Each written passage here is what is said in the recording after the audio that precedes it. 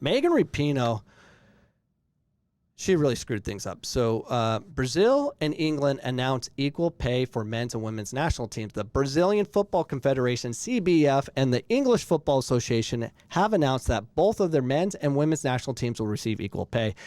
I don't even know what that means. No one knows what it means. It says since March of this year, the CBF. So Brazil's already done it, and for whatever reason, it's like now it's news again. Has made an equal value in terms of prizes and daily rates between men's and women's football. CBF Chief Rogerio Caboclo, whatever. That is the players earn the same thing as the players during the calls. What they receive by daily call, women also receive. So they're getting the same on that. So how does that pertain to U.S. women's? It doesn't. It doesn't. This is big for Brazil. That's a big pay increase for them because it wasn't too long ago they were basically fundraising to even get on a plane to participate with the Brazilian national team. And England, that's going to I don't know their exact details, but I'm sure they're going to have a pay increase with what they do.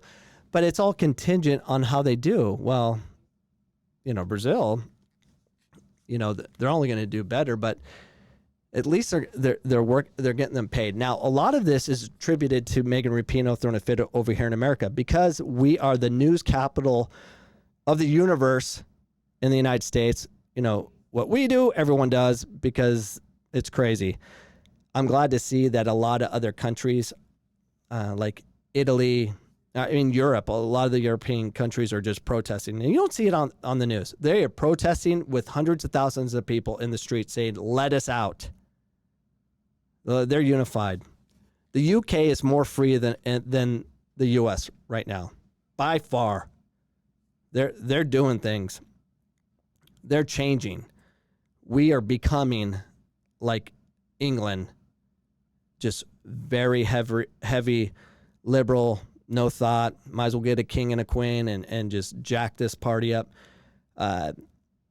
So yeah, it's interesting to see what's going to happen because if Megan Rapinoe, what she did was set a spark for these other countries to get equal pay before us, even though our women's team got paid more. Not saying it was right. I think they need to treat the national team much better as far as facilities, how they travel, all that stuff. It just needs to be better. And our women's team is treated a lot better than every women's team in the world. Now with Brazil and England, hopefully other countries step up. But what's going to happen by doing this? If they put money in the women's game, like I've been saying from the very beginning of my podcast, the women's team will be just like the men's team. They won't qualify maybe. Well, that'll never happen because we're in a CONCACAF. They're not going to win a World Cup title ever again, which will put Megan Rapinoe as the best women's soccer player that ever lived. Why? Because she's going to be the last one to win a World Cup and was the tournament MVP and all that stuff.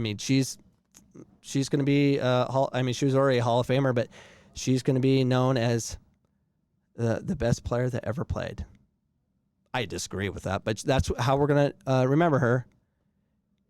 And by her throwing a fit here in America, and they'll never be happy. She'll never be happy because if Megan Rapinoe isn't happy, she don't have a job. She has nothing to do.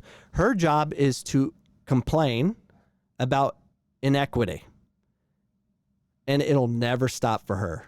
It's no different than everything I've been saying about the left.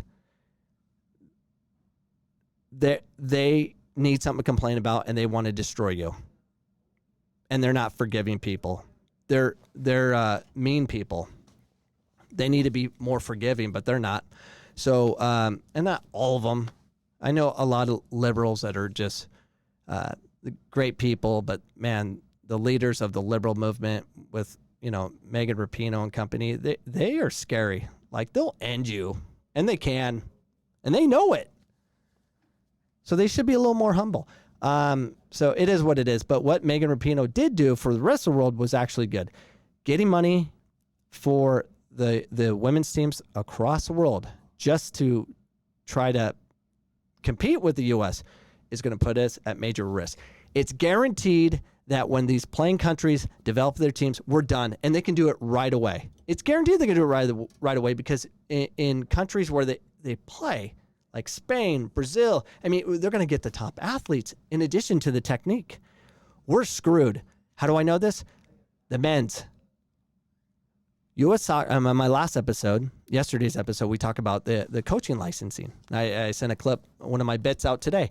The coaching licensing program that we have in this country is so flippin' stupid.